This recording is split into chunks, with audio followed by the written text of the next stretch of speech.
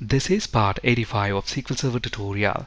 In this video, we'll discuss implementing retry logic for deadlock exceptions. This is continuation to part 84, so please watch part 84 before proceeding. Now, when a transaction fails due to deadlock, we can write some logic so the system can automatically resubmit that failed transaction. The deadlocks usually last for a very short duration, so upon resubmitting the failed transaction, it may complete successfully. This is much better from a user experience standpoint. So to achieve this, we're going to make use of these four technologies: C#, ASP.NET, SQL Server, and jQuery AJAX. Now let's flip to Visual Studio. This is the same example that we worked with in the previous video session. We will be modifying this example to implement the retry logic. The problem with this example at the moment is that whenever a transaction is made a deadlock victim, we'll get an error like this. Now the end user has to manually resubmit that failed transaction. So don't you think it would be much better from a user experience standpoint if the system can automatically resubmit that failed transaction? So let's see how to achieve this.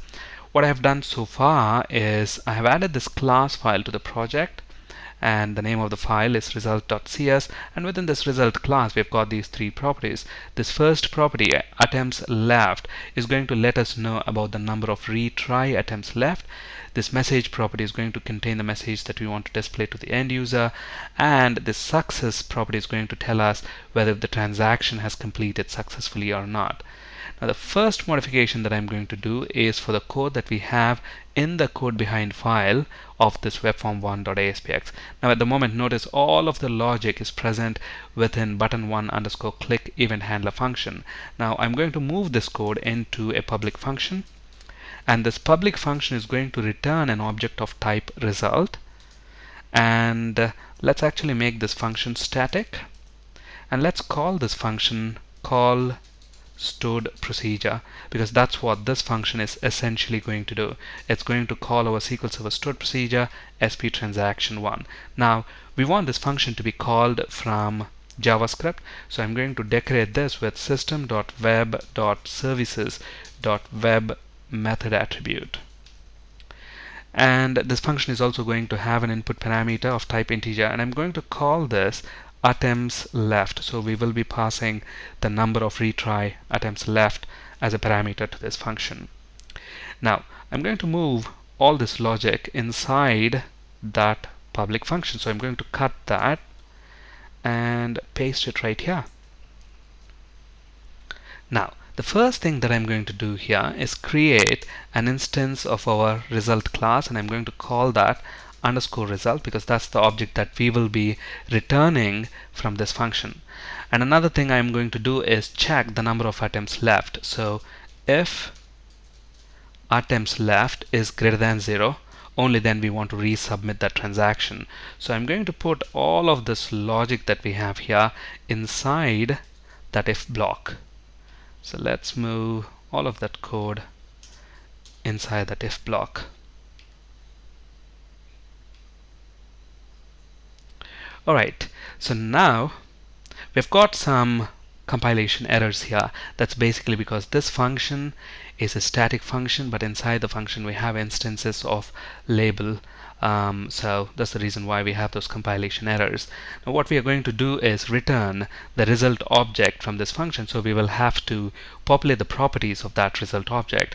So if the control reaches this point, then we know that the transaction has successfully completed. So if the transaction has successfully completed, the first thing that I'm going to do is populate the message property of the result object to transaction successful.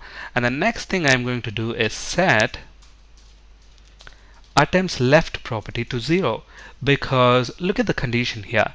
If attempts left is greater than 0, then we are calling the SQL Server stored procedure, right? So if the transaction has already completed successfully, then there's no reason why we want to call that stored procedure again. So that's the reason why we're setting attempts left to 0. That means when it again tries to call, look at this condition. If it's greater than 0, only then this code will be called, otherwise it wouldn't. Okay, so we are setting attempts left property to 0. And finally, since the transaction has completed successfully, I'm going to set the success property to true. Alright, so that's what we want to do with the result object when the transaction completes successfully. In case if there is an exception, a SQL exception, and if the number is 1205, then we know that it's a deadlock error. In that case, we want to set the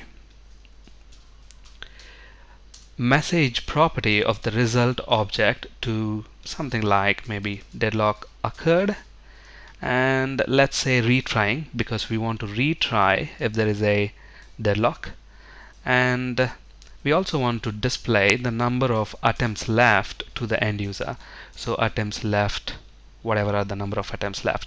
Now the immediate question that comes to our mind is, how are we going to get the number of attempts left? Now just before this result.message, what I'm going to do is underscore result dot attempts left equals, now the number of attempts left are coming inside this function as a parameter, right? So this parameter contains that value. Now if there is a deadlock exception, we want to retry submitting the transaction again. So we will want to reduce the number of attempts left by 1, and that's what we are going to display here. The number of attempts left equals result dot attempts left dot toString. Okay, so that's what we want to do in case if there is a deadlock exception. We'll reduce the number of retry attempts by 1, and this is the message that we want to display. Now if there is any other SQL exception other than a deadlock, then it's going to come into this else block. Now here what I'm going to do is simply throw that exception back. Now depending on what exception has occurred and depending on your application need, you may implement the required logic there, but for the purpose of this demo I'm simply going to throw that exception back if it's any other SQL exception apart from a deadlock. And finally, now if at all if it has come to this catch block, then we know that the transaction has failed. So in that case I'm simply going to set result.success equals false. Alright, so that's the modification that we need to do inside this code behind file. Another thing, we have the result object. The final thing that is left is to return that result object. So let's go ahead and return the underscore result object. Okay, now let's go to the ASPX page. Now we want to call this function from jQuery. So the first thing that we need is a reference to the jQuery file. So I'm going to drag and drop the jQuery file on our web form, and we are going to also have a script section. Script type equals text/javascript, and inside this let's have our document.ready function. So $document.ready.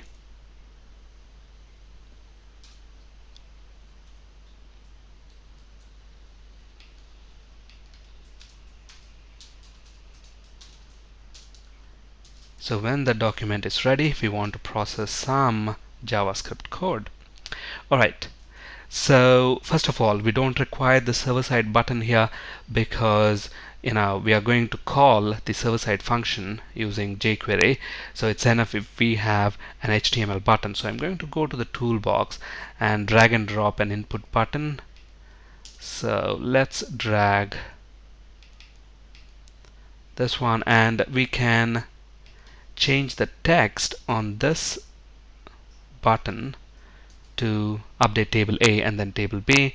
We can get rid of this button. Since we are getting rid of that button, we can get rid of the corresponding event handler function in the code behind file as well. So we can delete this safely, and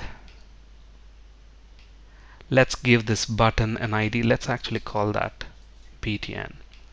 Alright, so the first thing that I'm going to do is hook up click event handler to this button. So let's use the jQuery ID selector, find the button, and associate click event handler.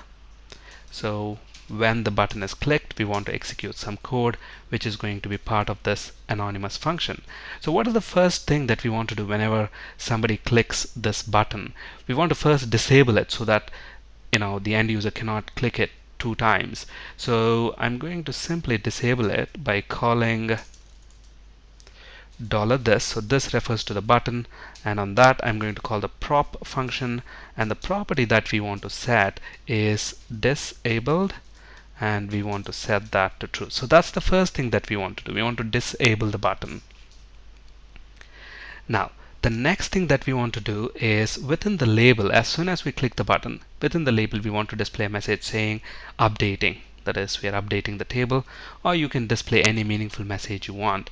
Now we are going to refer to this label element a couple of times, so I'm going to cache that in a variable. So in the scope, in the global scope, I'm going to create a variable. Let's call this LBL message equals, let's use the jQuery ID selector, find the label using its ID. So we are caching it in this variable so that every time we want to refer to that, we don't have to look up in the DOM. We can reuse this variable. That way it's much better for the performance. So the next thing that I want to do is I want to set the text of the label to something like updating. So that's a visual indication to the user that the update is in progress. And then I'm going to declare another variable here, and I'm going to call this items left, and I'm not going to initialize it here. I'm going to initialize it within the button click event.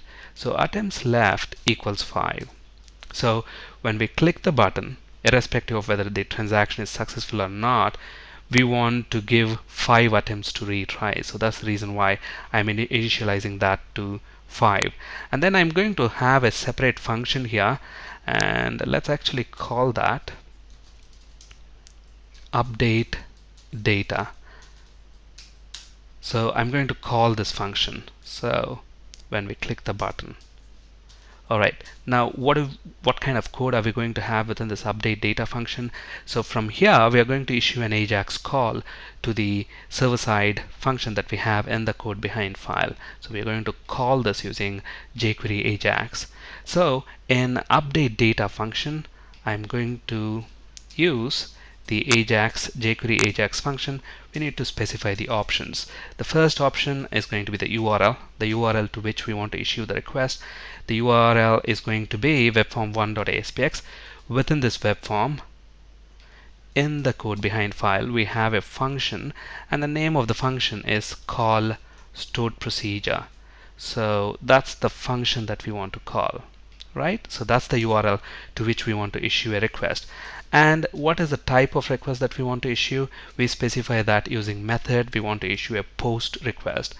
And then I'm going to specify the type of content that we are going to send to the server.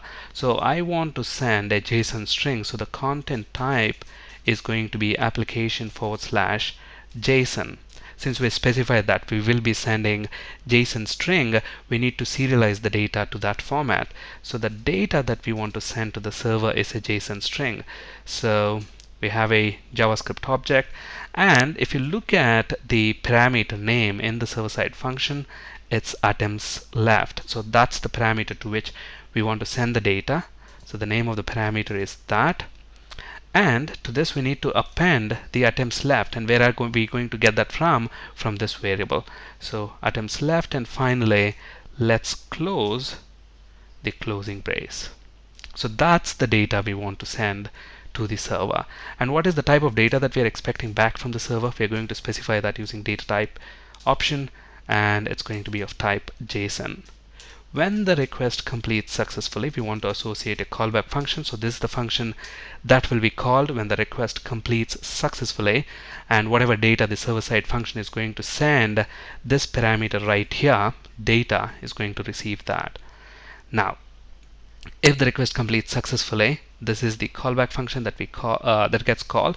In case if there is any error processing the request, then we want to associate a callback function for that as well. So this is the function that gets called if there is any error, and the error object will be passed to this callback function. Now what do we want to do with that? We want to display that in the label. So if at all if there is any other error, then let's go ahead and set the color of the label to red, and LBL message.text So the text that we want to display here is the error objects response text. Alright, now if the request completes successfully, then what do we want to do with the data that we are going to get? Now what is the data that we are going to get? We are going to get back this result object in a JSON format, right?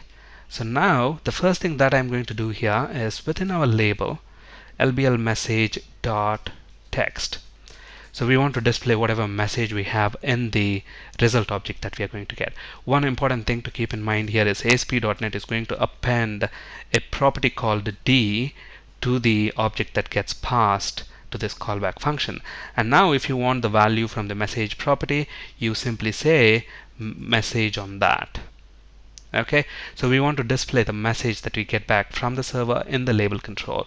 And then I am going to also initialize this attempts left variable. Now we have initialized this attempts left variable to a value of 5, but then each time we call the server side function we want to reduce it, right? So to do that we are actually going to get that value from this data object. So data.d and the name of the property. Just to avoid any typos, I'm going to copy and paste it. So we have retrieved the number of items left as well. Now what do we want to do? I'm going to use if else statement here. If data.d.success.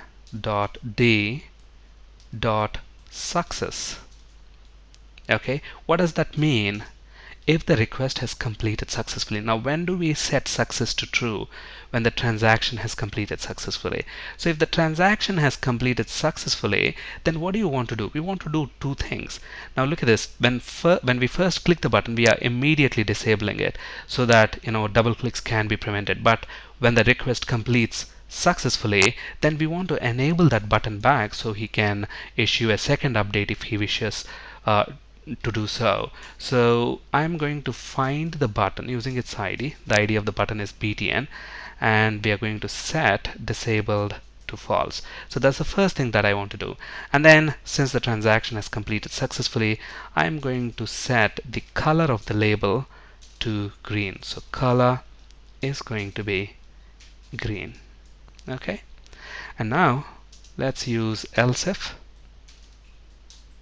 Now if the transaction completes successfully, that's what we want to do.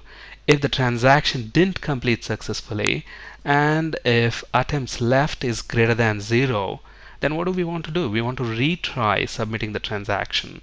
So in that case, the appropriate message will be already displayed in the label, and we want to change the color of the label to red so that it's immediately evident to the user that it's an error message.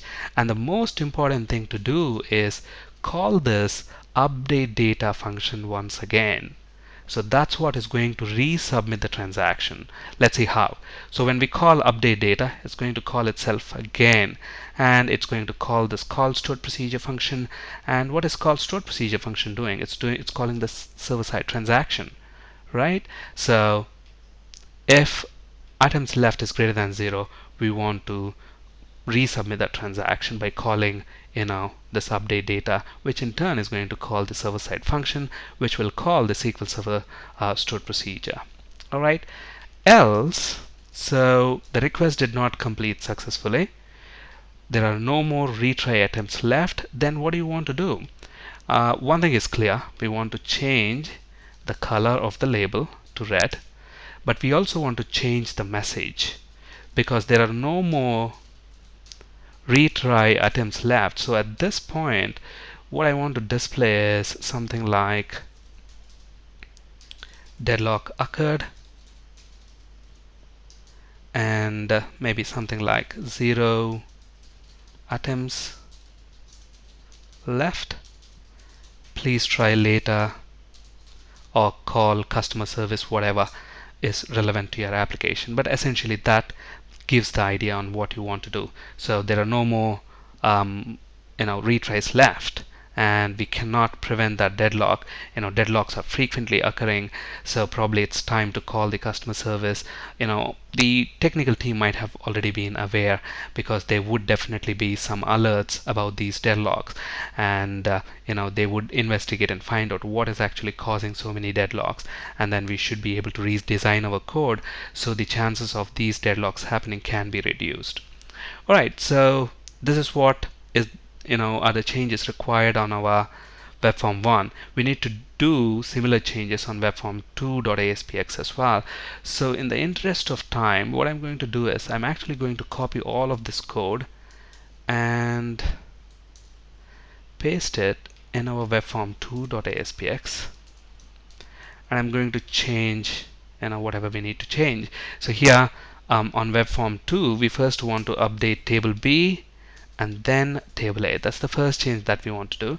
And the second change is we want to call the code behind function that's present in web form 2's code behind. Okay, so those are the changes that we need to do as far as the ASPX page is concerned. Within the code behind file, I'm going to copy and paste whatever code that we have in this function. So let's take that and paste that within our web form 2 code behind, instead of this button 1 underscore click event handler. So I'm going to delete that and paste the code that we have just copied. And we need to change the name of the transaction here to SP transaction 2. So web form 2 is going to call SP transaction 2, and from web form 2.aspx we are calling the function that's present in web form 2 code behind. And the text on the button here, it says update table B and then table A, because that's what our second stored procedure does, that is SP transaction 2. Alright, so let's build our solution and let's reload our web form 1.aspx and web form 2.aspx. Now let's go ahead and issue the first update and the second update. Look at this. As soon as we click the button, it displays updating and the button is disabled. In a short time, one of the transactions should be made a deadlock victim. Look at that, and it's retrying, and this transaction should complete successfully. Look at this. I didn't resubmit it. It automatically resubmitted when the transaction failed. Now let's see what's going to happen if there are repeated deadlocks. If we exhaust all the 5 retry attempts, let's see what's going to happen. And to simulate those deadlocks, what I'm going to do is intentionally set deadlock priority of this transaction to high. So I'm going to use set deadlock underscore priority to high. Okay, so let's go ahead and alter this procedure. Now I'm going to update. Now as a result of this change, what is going to happen? Transaction 1 is going to be made always the deadlock victim, isn't it? Because by default the transaction 1 deadlock priority is going to be normal. For this transaction it's high. If there is a deadlock, transaction 1 will always be rolled back. And then behind the scenes from SQL Server, we can make calls to this transaction which is going to block transaction 1, and there will be a deadlock again, and the number of retry attempts will be reduced. And let's see what's going to happen when we exhaust all the 5 retry attempts. So let's start the first transaction and the second transaction, and while that is in progress, I'm going to issue another request. Now ultimately transaction 1, look at that, deadlock occurred, retrying attempts left 4, and eventually this transaction should complete. Now let's reissue that, and look at that, attempts left 3. This is made again the deadlock victim. Now I'm going to issue another update. Now look at that, attempts left is 2. It's retrying again. There will be another deadlock, so attempts left is 1. Now look at what's going to happen. Deadlock occurred, 0 attempts left, please try later. Now it's not going to retry again because it has exhausted all the retry attempts, because there are repeated deadlocks, and there's no point in infinitely allowing the resubmit. At some point we'll have to break it, and we'll have to redesign our code so that we don't have those repeated deadlocks. Now let's see what's going to happen if there is any other exception apart from a deadlock exception. And to simulate that, what I'm going to do is I'm going to change maybe the code on our web form 1. Let's actually change the name of the stored procedure to something like 15. We don't have SP transaction 15 as stored procedure with that name, so it should throw another SQL exception, and let's see what we get. So I'm going to reload our web form 1.aspx, and when I click the button, look at that, and could not find stored procedure SP transaction 15. It shows that error message because what are we doing here? When there is any other exception apart from 1205, that is a deadlock, we are throwing that exception. And when the exception is thrown within the jQuery code, what are we doing? This is the function that gets called, and we are displaying the response text. And we are not calling the update data function again, so it's going to end there, and then we'll have to fix that. Thank you for listening, and have a great day.